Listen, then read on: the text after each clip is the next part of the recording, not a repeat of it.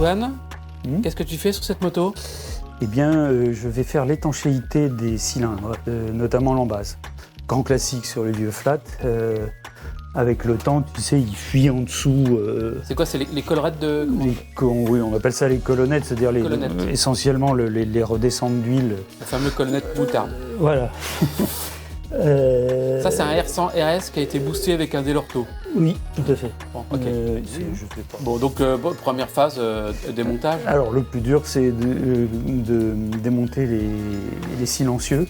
En général, parce que les collerettes là sont soudées avec le temps à la culasse. D'accord. Donc oui, si jamais ça chauffe énormément, c'est pour ça. Toi, tu as la clé spéciale. Oui, une clé. Enfin, ça c'est une clé plus que spéciale. Je sais qu'on peut avoir. Nous, on vend une petite clé, mais qui m'a l'air un peu légère. Ouais. Est-ce que ça vaut le coup de l'acheter ? Je sais pas. Sinon, comment tu fais ? Tu casses. Le problème, c'est comme 9 fois sur 10, la collerette est soudée à la culasse, tu es obligé de la casser. Donc si jamais ça t'arrive quand tu vas faire ta moto, là, donc déjà tu essaies de... celle-ci, elle a l'air neuve, cette collerette. Donc, celle-là, on a de la chance, elle vient. On dirait qu'il a été démonté il n'y a pas longtemps. Mais si jamais ça t'arrive pas à la décoller, ou si jamais tu commences à desserrer et que ça se rebloque après, surtout t'insistes pas. Tu prends un burin affûté et tu casses, tu vois, tu casses la collerette ici, tu lui fais faire un demi-tour et tu casses l'autre côté parce que sinon t'emportes le pas de vis et là c'est foutu. Je vais me rapprocher pour qu'on voit mieux. Oui, tu vois, ça c'est de collerette. Tu vois, tu as un pas de vis en aluminium et elle est en aluminium aussi, donc elle finit par se souder avec le temps. Bon, comme tu peux constater, celle-ci est récente, donc on a une chance. Le truc, ça a été démonté il n'y a pas longtemps probablement. L'autre, c'est pas évident, on verra. Si jamais, donc comme je te disais, ça se bloque, tu prends un burin affûté, même limite plus affûté que ça. Celui-là, il est un peu pourri, bien pointu comme ça. Et tu vois, tu casses, tu te mets comme ça, tu casses comme ça. Comme ça, c'est pas très épais, c'est pas très résistant. Mais bon, si tu te mets comme ça, tu essaies de tout casser d'un coup, ça n'ira pas. Ce sera trop dur. Non. Donc tu commences par casser un petit bout comme ça. Puis comme ça, en tapant fort, etc. Et à un moment, crac, ça va s'ouvrir. Ce que tu veux me dire, c'est qu'il vaut mieux casser cette pièce qu'on change facilement plutôt que d'abîmer le pas de vis de la culasse. Ben oui, parce que sinon, tu es obligé de démonter la culasse, de l'envoyer à faire. Il faut trouver un tourneur, il y en a de moins en moins, malheureusement. D'accord. Et...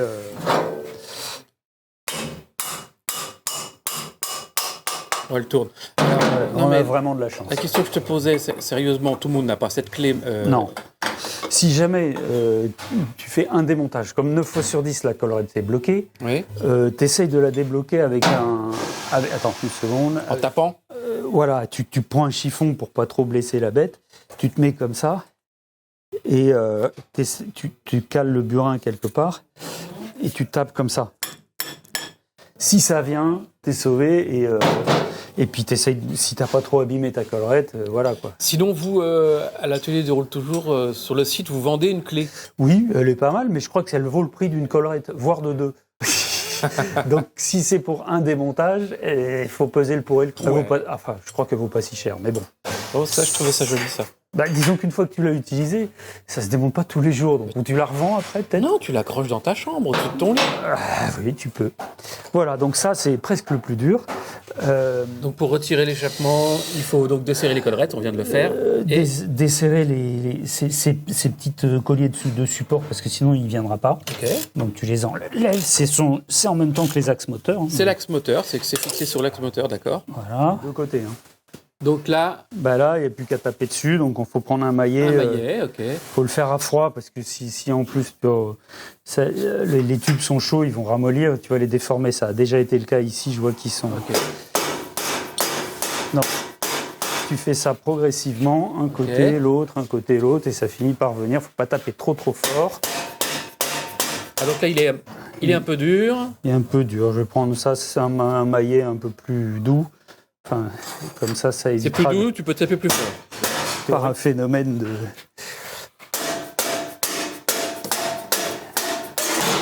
Voilà. Ah, yeah. Ça vient d'où ? Donc, le collecteur d'échappement est tombé. Maintenant, tu retires... Les carburateurs. Qu'est-ce que... Ce robinet... Oui, je vais le remettre droit. Là. Je vais enlever le réservoir pour... Putain, peut-être le client, c'est exprès. Il a horreur des robinets qui sont en face. Je pense pas. Putain, le mec, il va faire un scandale. J'espère que non. Je pense qu'il sera content. Bon, donc tu retires les Delorto. Voilà. Donc, oula, ça m'a l'air bricolé aussi, ça. Donc, c'est ça. Normalement.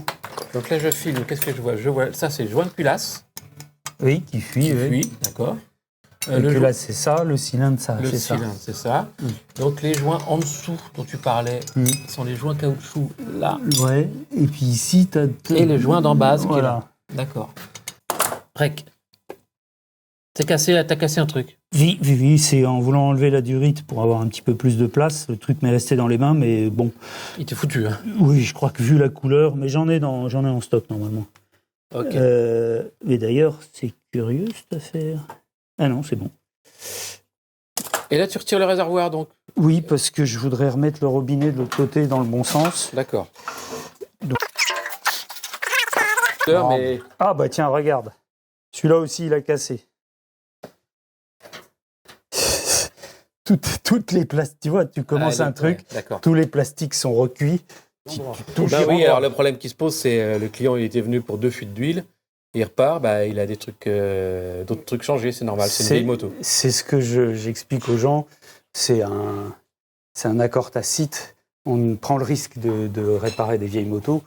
Le risque, on le partage, c'est-à-dire que quand quelque chose casse, c'est normal. Parce que ça casse parce que ça date de 1970, quoi. Hein, exactement. Clairement, ouais, exactement. Donc nous, on touche, et même limite, on provoque des pannes qui seraient arrivées de toute façon. Ouais. Vaut mieux que ça arrive ici. Mais absolument. On les avait pas. Les bougies, ok, remises en place.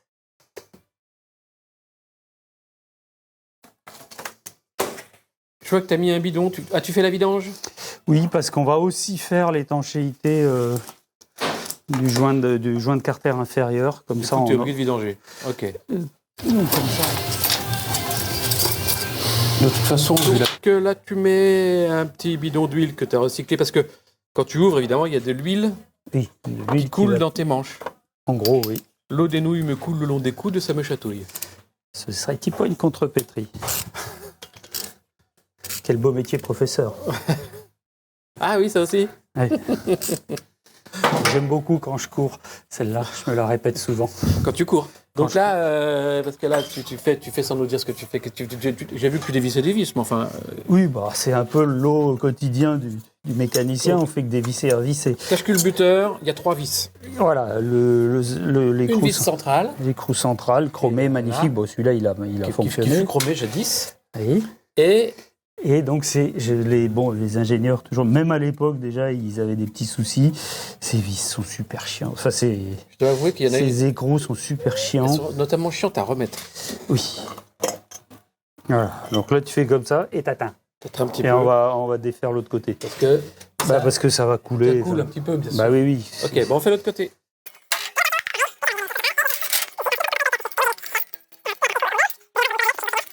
Action. Ouais, souvent c'est collé, évidemment, parce que souvent on les monte à la pâte à joint. Pour les décoller, il faut surtout pas prendre appui sur ces là ou là, parce que tu risques de les casser. Moi, je glisse et je fais levier comme ça délicatement. Les ailettes sont beaucoup plus costauds ici, ça casse pas, et ici aussi, tu vois, il y a un renfort. Ok, pareil de l'autre côté. Donc, en principe, ça suffit. Très bien. Si ça suffit pas, c'est compliqué. Là, un petit secret technique. C'est beaucoup plus facile quand tu arrives à l'enlever d'un seul bout que s'il se casse. Donc et en général, il se colle ici et là où il est serré le plus fort. Là où il est, d'accord. Voilà, donc celui-là, il a l'air de... Donc là, je prends un couteau, je le décolle du centre. D'accord. Et je fais tout le tour. Bon, là, il s'est décollé tout seul, on a de la chance. Okay, mais parce que c'est beaucoup plus simple à enlever comme ça, quand il vient d'un seul tenant, que quand il faut l'enlever en petits morceaux. Et toujours un layol, quoi, toujours. N'importe quel couteau fait l'affaire. Après, c'est sympa pour couper la barbaque, c'est un petit arrière-goût sympa. Voilà. La fameuse tige dont tu parlais? Oui, c'est ça. La tige centrale. Voilà. Alors, elle est vissée dans l'aluminium, mais évidemment, après des démontages, remontages successifs, le pas de vis s'abîme et la tige ne tient plus. Et les gens s'inquiètent de savoir si c'est grave. D'abord, la moto peut rouler sans, le couvre-culbuteur sera étanche, et ça se répare, il faut mettre un pas de vis rapporté, et ça se répare très bien. D'accord. Okay. Nous voici face à la culbuterie. Pour le démontage, on va se débrouiller pour que le moteur soit au point mort haut, ce qui semble déjà le cas. Ok. Comment tu le mets au PMH? Alors, tu as un repère si tu veux ici. Ah, le petit trou. Le fameux petit trou. Derrière le caoutchouc. Ouais. Et tu fais tourner jusqu'à ce que tu tombes sur le repère voilà. Intitulé point mort haut. PMH, mais il y a marqué quoi sur le OT. OT. OT, parce que c'est en allemand, c'est Oben tot. C'est Oben haut et tot mort. Point mort. Oui, c'est ça, d'accord. Warum sind die Bananen krumm? Ja. Alors le problème, c'est que là, comme j'ai enlevé l'axe moteur, je ne peux plus changer de vitesse. Mais là, on est au point mort haut, ou plus ou moins, puisque comme tu peux constater, j'ai du jeu aux soupapes. Donc en fait, ce que tu fais, c'est que tu mets une vitesse, tu tournes la roue jusqu'à ce qui est marqué. Tu mets la seconde, la troisième. Oben tot. Ouais. Il y a un truc à signer.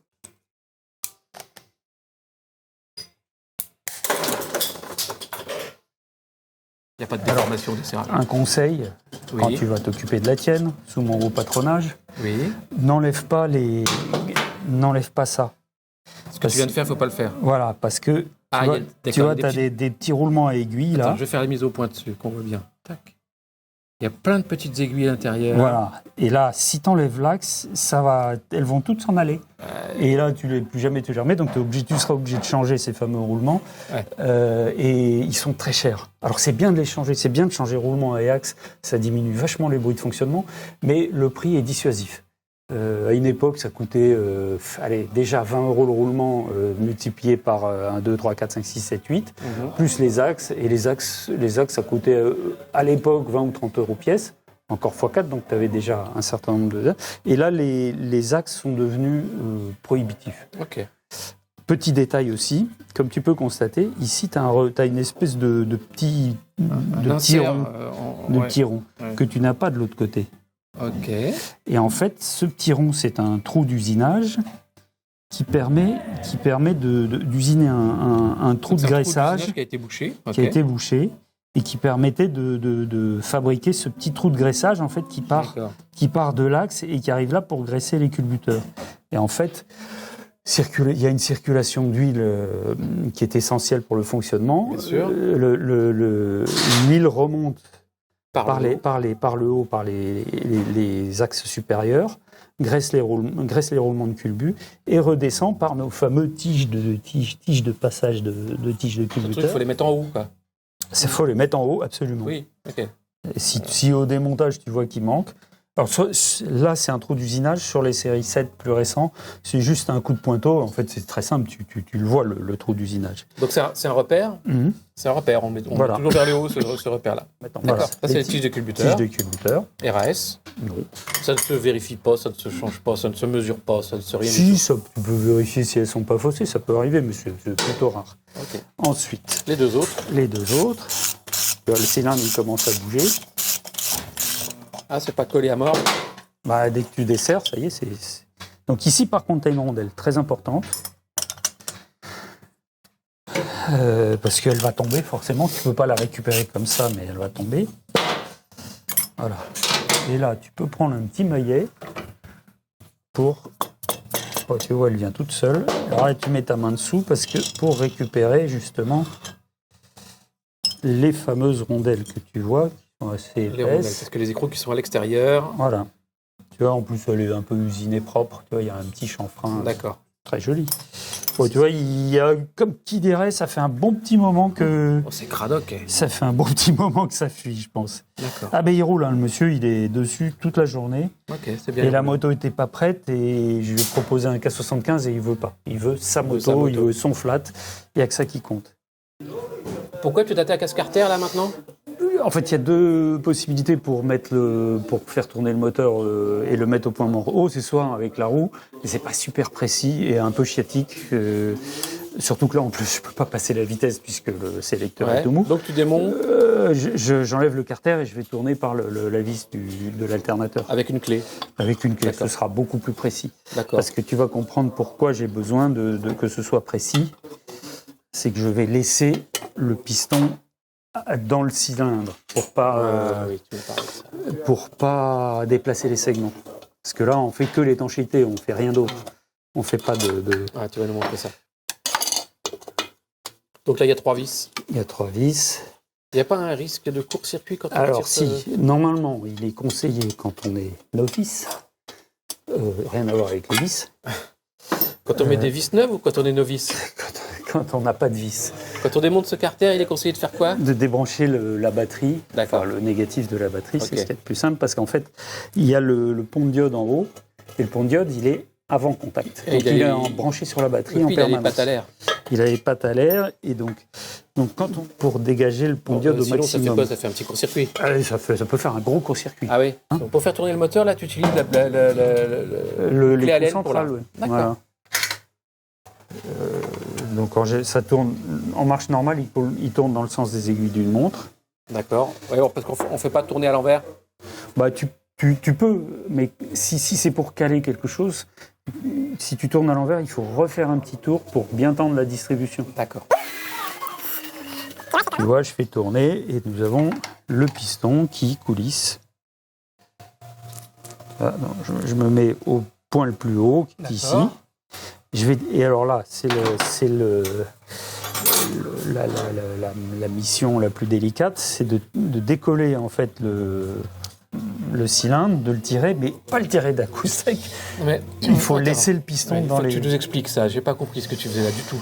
Alors, En fait, tu veux pas démonter, tu veux pas je veux pas sortir les pistons des des cylindres, cylindres. parce que ça va déplacer les segments qui, eux, sont à leur bonne place depuis des millions et de milliers de kilomètres. Oui. Et si je les démonte et je remonte, je ne remettrai jamais les segments à la bonne place, alors qu'ils se sont gentiment usés à leur bonne place dans le cylindre. Ce qui fait que le risque, c'est qu'après, à moins de remettre des segments neufs, si je remonte les segments comme ça, d'occasion, n'importe comment, ça va consommer de l'huile à mort. Donc, si tu n'as pas prévu de changer les segments, Voilà. on utilise ta méthode. Alors, Voilà. vas-y, Alors, montre-nous. là, alors déjà, il faut tirer délicatement jusqu'à ce que... Alors, tu vois le bas du piston, et puis jusqu'à ce que tu vois apparaître l'axe. Tu vois, l'axe arrive, et c'est là que c'est délicat, parce que le piston et le haut du piston, il n'y a pas beaucoup de place. Bon, là, tu vois, je peux atteindre le clip qui est ici, ça me suffit. Ça suffit, d'accord. Alors, comme en mécanique, la chance n'existe pas, mais la malchance existe, je vais enlever le clip. Si je veux pas qu'il aille... Parce qu'il va forcément aller là. Il a tiré, hein. Il va être attiré, il va être aspiré à l'intérieur du moteur. Donc, pour éviter ce phénomène paranormal, je vais mettre un papier. Là, tu retires le circlip clip, avec oui. ta pince à circlip. Oui, Ah, bah, c'est- voilà. tu vois. Voilà. Et là, j'ai plus qu'à pousser le truc, il va sortir par l'autre Oui, côté. on retire le circlip que d'un seul côté, évidemment. Voilà. Et là, tu Et ressors hop, tout. Tout Et est- le piston est bien en Voilà. place. Et surtout, pas le toucher, quoi. Il est bien là. Ouais, il est bien là, il bougera plus. Ok. Si, enfin, Donc là, tu retires les gros joints en caoutchouc, là. ouais, Des descentes qui sont sur les tubes de descente d'huile. autrement appelé colonnette. Ouais, c'est par là que c'est les descentes d'huile et c'est aussi par là que passent les tiges de culbuteur, n'est-ce pas? Tout à fait. Tiges de culbuteur. Que voilà, et que souvent ça fuit, ces trucs-là. Ouais, ça fuit à l'embase aussi. Là, ils ont mis un joint fibre qui n'est pas d'origine. J'ai monté ça pendant un temps, mais en fait, ça vieillissait mal. Donc toi, tu mets quoi? Je vais mettre des joints aluminium Super. avec de la pâte à joint. Ok. Donc tu conseilles aux gens qui font l'opération de te prendre à la boutique de l'atelier du Roule Toujours des joints aluminium. C'est ce que tu proposes quand tu... Ouais. Oui, d'accord. Ok. Là, Avec on de va- la pâte à joint. Voilà, là, on va nettoyer. Ah, bah, tu vois, là c'est la première génération des séries 7. Et ils avaient monté des petits toriques pour notre fameux passage d'huile. Parce qu'en Passage fait, d'huile forcée, c'est à la voilà. montée. D'accord. En fait, il y a un tout petit trou ici, là, Qu'on ne voit pas. qu'on voit pas, et la pression d'huile va comme ça, et descend dans les... C'est vrai qu'à voir comme ça, on dirait pas qu'il y a un passage d'huile. Hein. Ah oui. Côté gauche démonté, et maintenant, Nettoyer aussi, par la Nettoyer. même occasion. et t'attaques le côté droit. Ouais, démontage. Et bon, côté droit, pareil que côté gauche. Ouais.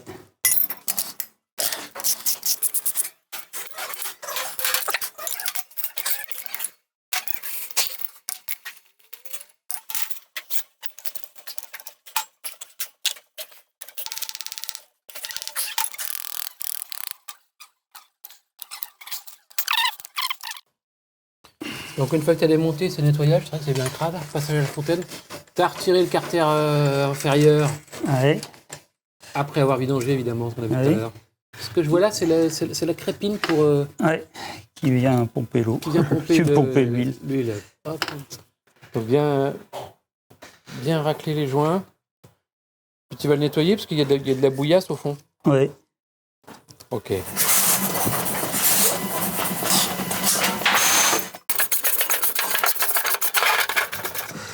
Donc en fait, on gratte bien les résidus de joints Ouais, tu vois, lui, il est collé. et on essaie de ne pas entamer l'aluminium. Voilà. Ce qui Pas trop, quoi. Ouais, après, on mettra un petit coup de. Ah, tiens, c'était là. Alors éventuellement, pour les... c'est récap- Si jamais tu penses avoir un petit peu attaqué le plan de joint, tu rectifies ça avec une ligne à section triangulaire. En fait, elle prend appui un peu partout. Il faut que ce soit bien à plat, quoi. Ça- Voilà, et en fait, elle te rectifie ton plan de joint. Je passe un petit coup de papier de verre. Petit coup de papier de verre, ok, pour finir un peu le... Voilà, c'est nettoie comme ça, et puis ça permet de dépolir un petit peu le plan de joint. Pas Ok. prendre du trop gros, quoi, tu vois. C'est du combien, ça? Bon, c'est du 80. Pas trop.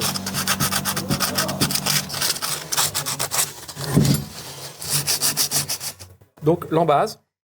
Ouais. Tu mets de la pâte à joint sur chaque face Ouais. et tu ajoutes un joint en aluminium. D'abord, oui, je mets les petits toriques. Je mets vraiment, Ah oui, les deux petits toriques qu'il faut surtout pas oublier.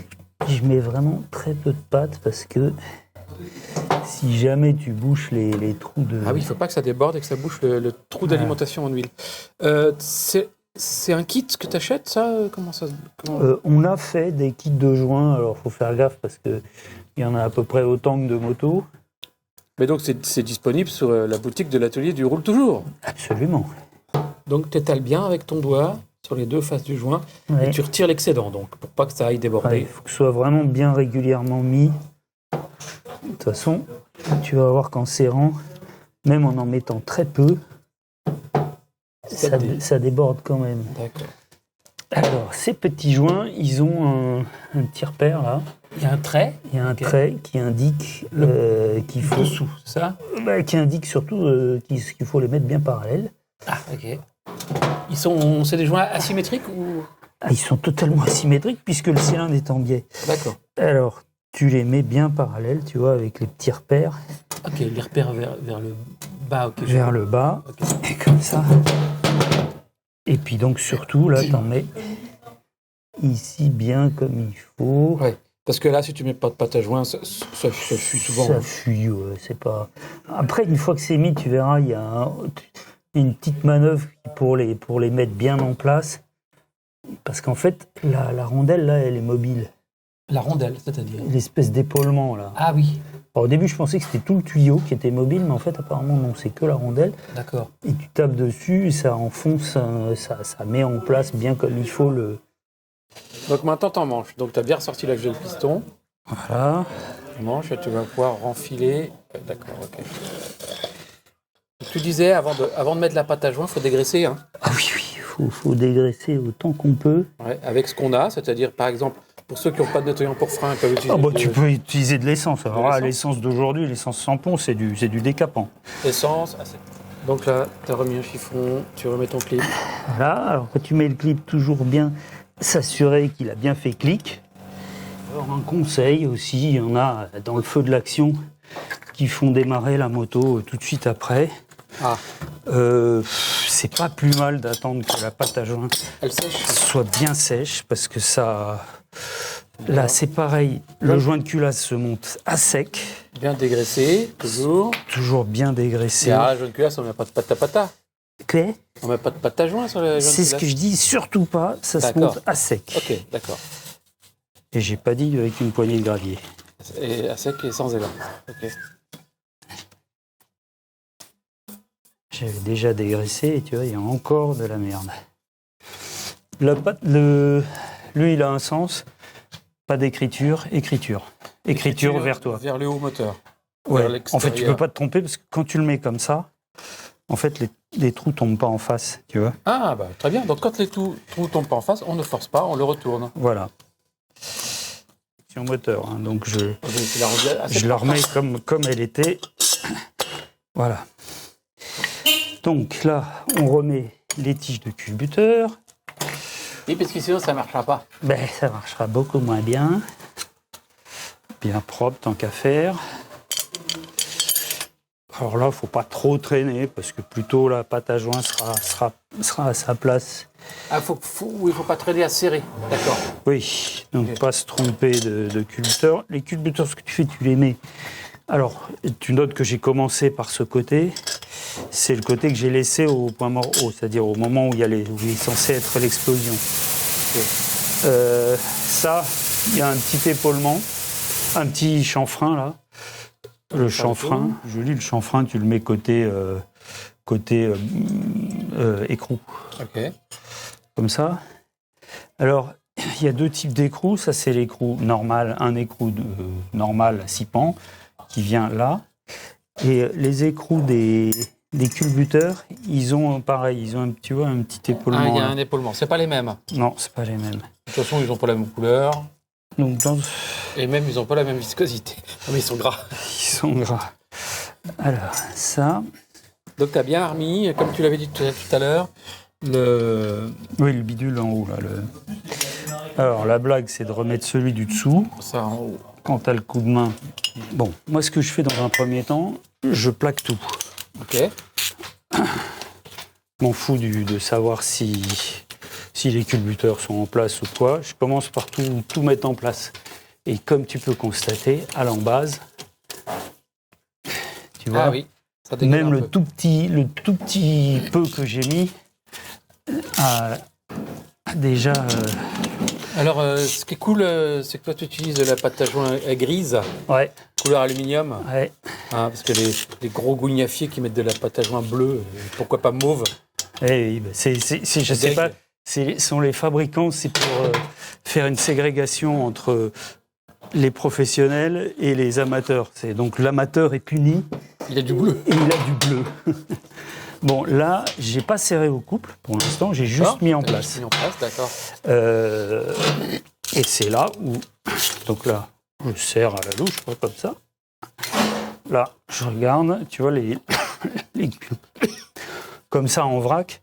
Déjà, les culbutants ont un peu moins de jeu, mais je peux améliorer ça. Ouais, le bruit que ça fait beaucoup de bruit.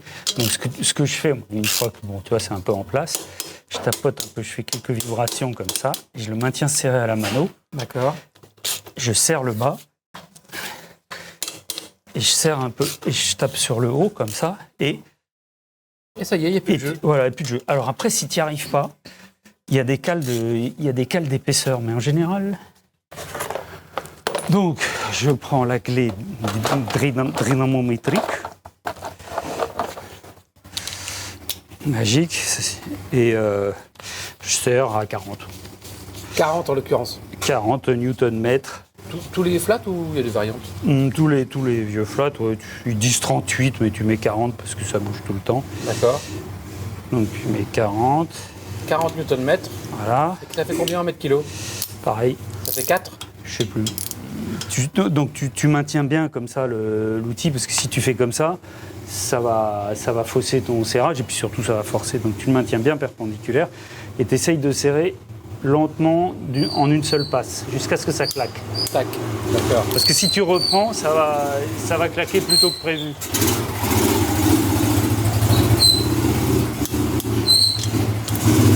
Donc en croix. Donc en croix, 1, 2, 3, 4, 5, 6. D'accord. Ça c'est donc tu vérifies qu'on est bien en PMH. Voilà, avec un tournevis. Donc là je ne sais pas si on voit avec la caméra, mais il y a un petit repère. Je vais t'éclairer. Ouais, je veux bien que tu m'éclaires pour montrer le repère. OT. Je l'ai fait à la main et j'y suis déjà, tu vois. Ok, OT. Voilà, okay. Au milieu de la fenêtre. Donc là, tu es au point mort haut. Au point mort haut, ok. Et nous allons donc prendre des cales de réglage. Donc sur des cylindres fonte comme ça. Fonte, c'est jusqu'à 79 inclus. Donc à partir de 80, ils sont passés avec un un revêtement Nicasile à l'intérieur des cylindres. Le jeu, c'est 0,15 à l'admission et 0,20 à l'échappement. L'admission chauffant moins, on met un peu moins de jeu. Donc, on a dit, hein, c'est ça. Cale de 0,20 doit passer Cale de ici. 0,20. Elle doit passer ici. Eh ben, elle passe, c'est bon. Allez, au suivant. Gras, c'est-à-dire que tu dois pouvoir la bouger à la main, c'est subtil. Ah, c'est à te voir, ça a l'air assez serré quand même finalement. Oui, mais ce qu'il faut savoir, c'est que quand tu vas serrer donc tu bloques. C'est cette vis qui te permet de régler le jeu aux soupapes, n'est-ce pas ? Quand tu vas serrer, donc tu maintiens avec celle-ci, puis quand tu vas serrer, en fait, ça va. Il faut serrer. Et là, c'est gras. C'est ce que tu appelles gras. Ouais, et même quelquefois, je triche un peu en redonnant un petit coup. Parce que ce qu'il faut savoir, c'est que ça va faire du bruit après. Gras, c'est relativement serré finalement. Bah oui. Mais mobile. C'est mobile, et il faut composer aussi avec l'usure de la cale. Et le sens du vent. Tu comprends l'usure de la cale. Et ton arthrite aussi, on la prend en compte ou pas ? Non, parce que j'en ai pas. 0,15 à l'admission. Alors je serre à la main.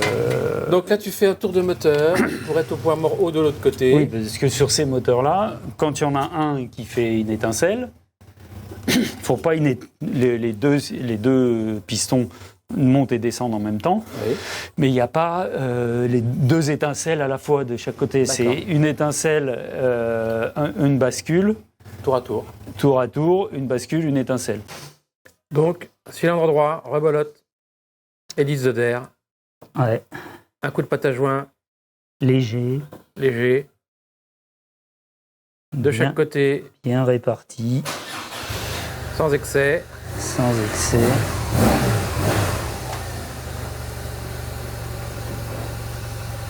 Attention à ne pas boucher les arrivées d'huile. Après, il ne faudra pas oublier, et ça je le dis chaque fois aux clients, c'est qu'il y a un resserrage culasse à faire au bout de 1000 km. Oui, d'accord.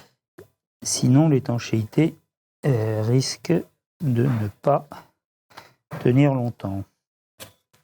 Donc là, tu remanges gentiment, tu remets l'axe de piston, tu vas remettre le circlip. Oui. Ok. Donc tu as remis les tiges de culbuteur, maintenant tu remis les culbuteurs. Il y a Encore et toujours la fente vers l'extérieur, c'est une bonne habitude. Et la trace gris clair, le bouchon, hein, c'est un bouchon en fait. Prénom. Ça c'est un bouchon finalement. Oui, tout à fait, c'est un bouchon d'usinage. Ok. Vers le haut. Vers le haut. C'est l'arrivée.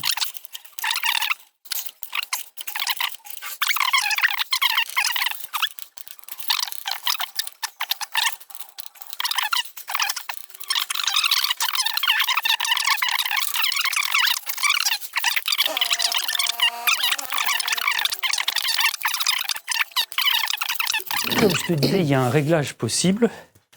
On peut mettre en place les colonnettes, vérifier la mise en place des colonnettes en s'appuyant. Oh, attends, je vois rien là. Je peux t'éclairer si tu veux. Tu vois, mais je vais m'éclairer parce que j'aime bien être sûr de. Parce que tu peux trop les enfoncer aussi, ça m'est arrivé ça. Et alors là, bon bah t'as plus qu'à le laisser comme ça. Tu vois, tu t'appuies là, puis tu mets un coup comme ça et tu vois, il doit s'enfoncer un petit peu, mais faut pas insister quoi. Ok. Suite et fin du haut moteur. Puis, suite, fin, c'est pas encore. Ok. Cache culbuteur. Cache filter, voilà. Donc là, deux écoles s'affrontent, avec ou sans pâte à joint. Moi, j'en mets, comme d'habitude, un léger film. Donc tu mets ça, plus Plus le joint de cache ce culbuteur. joint de cache culbuteur qui est là, que voilà. Voilà. Évidemment, de la pâte à joint, tu en mets des deux côtés. Oui.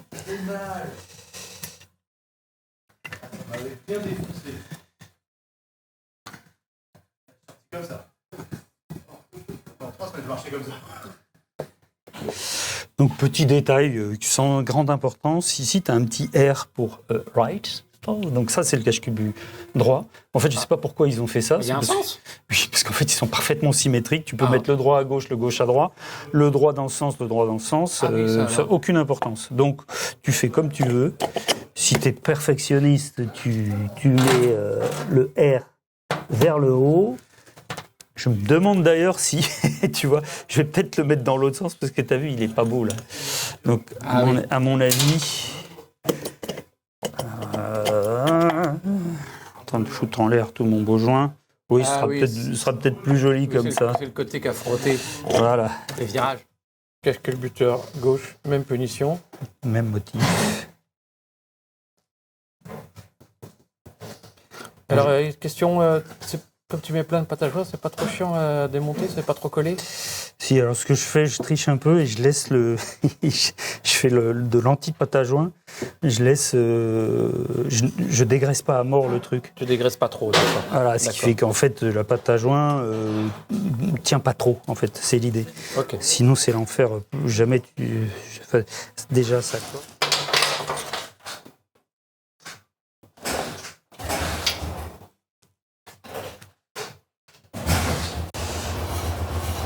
T'es arrivé à Rawar? À la Rawar. Motmanda? T'as vu ça? Bon. C'est bio, hein? Tout quoi? Ouais, même l'extérieur, bon, je ne me suis pas trop acharné, il reste encore un peu de gras, mais ça, voilà quoi. Elle n'est pas là non plus pour ça. Donc rebelote pour ça aussi. Alors.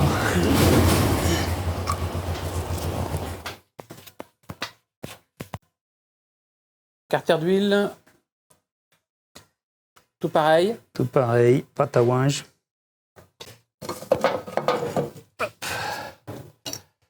Alors, je vais prendre la petite visseuse. Ce carter d'huile, là, on en parlait à propos des quantités d'huile.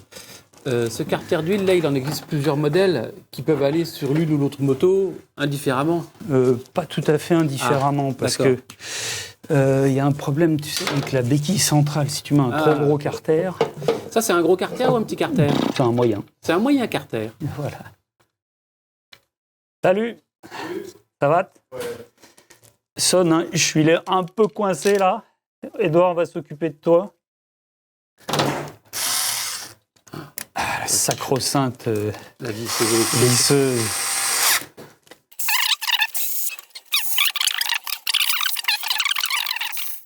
Donc là, tu ranges les outils. Ouais. La clé dynamométrique. Tu la remets toujours à 0. Si tu veux qu'elle reste juste. D'accord. Parce que si tu laisses le ressort tendu tout le temps, ben il va perdre de son efficacité. C'est noté. Donc là, tu as encore les échappements à mettre, mais tu es en train de ranger en fait. Oui, quand ça fait un moment que tu bosses sur un truc, un moment quand tu ne sais plus trop où t'en es, tu ranges les outils, ça permet de faire de la place et de faire de la place dans la tête aussi. Ok, d'accord. Donc là, tu les nettoies avant de les remonter, d'accord. Ouais, ça coulissera mieux.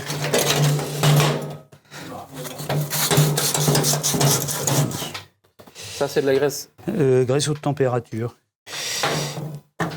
Graisse haute température, ok. Donc j'en mets... Même quand la graisse brûle, ça laisse un film de quelque chose. Ouais. De doré apparemment. Oui. De l'or. C'est de l'or. C'est saturé en or. Oui. Répète-le. Eh bien, moi, je commence par enlever les bouchons de remplissage avant de faire une vidange. Comme ça, je suis certain de ne pas oublier... Certain, on n'est jamais sûr, on est toujours...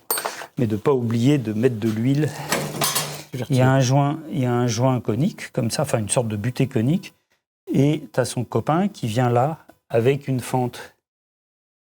Et plus tu vas serrer, plus ça va se serrer autour de l'échappement. Avec le temps, tout s'en va, le truc se mate, le pot d'échappement se mate, et t'as beau serrer, la fente se met en butée, ça ne sert pas à l'échappement. Donc ce que je fais, que parfois, quand l'échappement tient mal, Je mets un coup de disqueuse là-dedans pour agrandir la fente. Il n'y a pas de sens de montage. Ce qu'il faut absolument, c'est que le cône et contre-cône soient l'un en face de l'autre. Parfait. Bon, c'est un petit peu casse-pied à remettre, donc. Oui, c'est très chiant. Oui. C'est pas mal d'être deux. Ah, moi, je suis occupé. Merci la CG d'arrêter.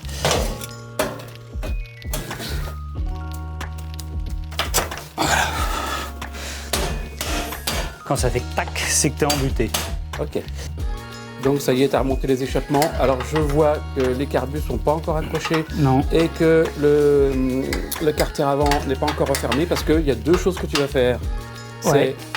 C'est réglage carbu. Ouais. Contrôler l'allumage. Ouais. Et contrôler et régler l'allumage. Et contrôler et régler les carburateurs. Ouais. C'était juste pour dire que ce sera d'autres épisodes, ça. Oui, qu'on verra sur d'autres motos parce que celle-là doit partir demain. Ouais. Donc on le fera, hein, si jamais les gens se posent des questions. Ouais. Synchronisation, réglage des carburateurs et réglage de l'allumage sur tous les modèles de BMW Flat Twin, ça sera fait bientôt. Allez, bon vent.